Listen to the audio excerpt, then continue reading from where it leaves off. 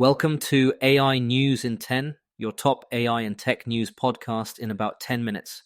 AI tech is amazing and is changing the world fast. For example, this entire podcast is curated and generated by AI using my and my kids' cloned voices.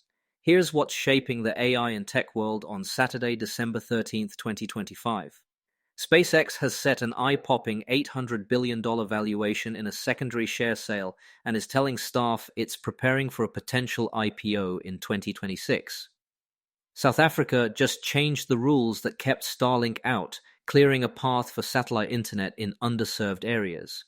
In Washington, a key lawmaker is pressing the administration to justify allowing Nvidia's H200 AI chips into China, while Nvidia weighs ramping output to meet Chinese demand.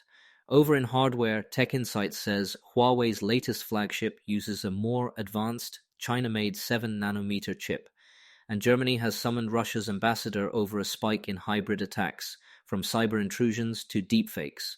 Let's dig in. But first, let's hear a word from our sponsors. Need elite developers fast? Elite Coders connects you with rigorously vetted senior engineers in 24 to 48 hours. Staff augmentation, dedicated teams, or full project delivery. We've got you covered. Visit elitecoders.co to get started today. Now let's dive into today's stories. Story 1. SpaceX's $800 billion flex. SpaceX told employees it's preparing for a possible 2026 IPO and launched a secondary sale that lets eligible holders sell up to about $2.56 billion in stock at $421 per share, implying an $800 billion valuation. That price, and the "we're getting ready" message, came in a letter from CFO Brett Johnson. The pitch behind that number is familiar. Starlink's rapid subscriber growth, direct-to-mobile on the horizon, and a steady cadence of Starship development. The company is stressing there's no guarantee an IPO happens. Market conditions and execution still matter, but the secondary gives liquidity now and signals confidence. Reuters and the Wall Street Journal report that the valuation is driven primarily by Starlink's momentum and ambitions to scale Starship for lunar and Mars missions. Put it together, and you've got one of the world's most valuable private startups, and a public market may be circled for 2026. A quick reality check. Even with that valuation, the capital needs are huge, lofting thousands more satellites, pushing direct-to-cell into commercial service, and funding an aggressive Starship flight schedule. But if Starlink revenue keeps compounding, and if Starship reusability keeps bending costs down, the math for a future listing starts to make more sense. Story 2. South Africa opens the door to Starlink. A big policy turn in South Africa. The government will allow foreign-owned satellite providers to meet empowerment requirements through equity-equivalent programs, training, and other socio-economic initiatives, instead of selling 30% local equity. That was the hurdle keeping Starlink out. Elon Musk, who grew up in South Africa, had slammed the original rule as discriminatory. The new directive, announced by Communications Minister Solly Malatsi, is framed as a way to expand broadband in rural and underserviced areas. Practically, it clears the regulatory path for Starlink to operate without ceding ownership, while still committing to local development. Expect a scramble by ISPs and municipalities to integrate satellite backhaul where fiber is slow or too costly, and watch how pricing lands relative to average household incomes.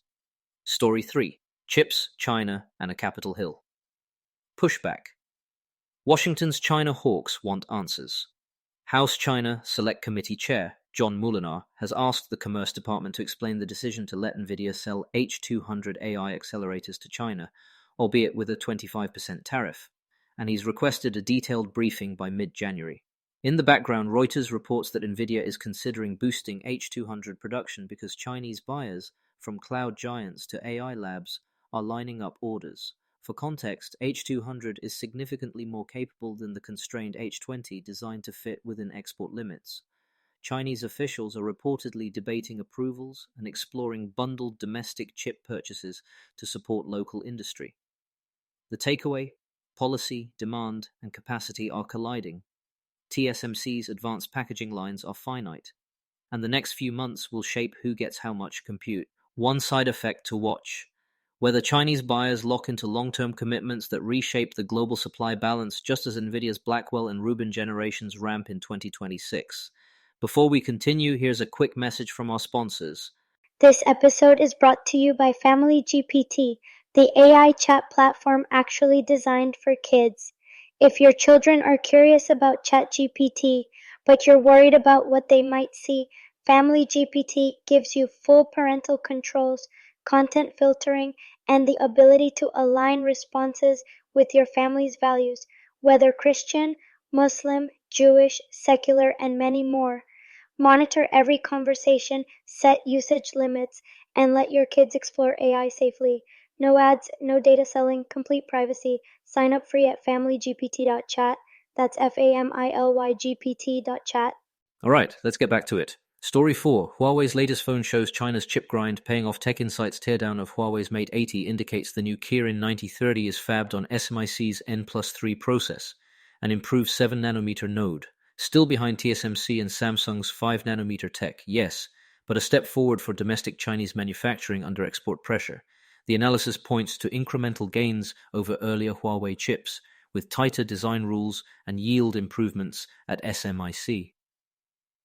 Beijing has had a fraught relationship with Tech Insights, even placing the firm on its unreliable entity list in October. But the engineering facts stand. This is more advanced onshore silicon than a year ago. For device makers, the question isn't just performance, it's volume. Can SMIC scale yields and output enough to make 7-nanometer broadly available across product lines?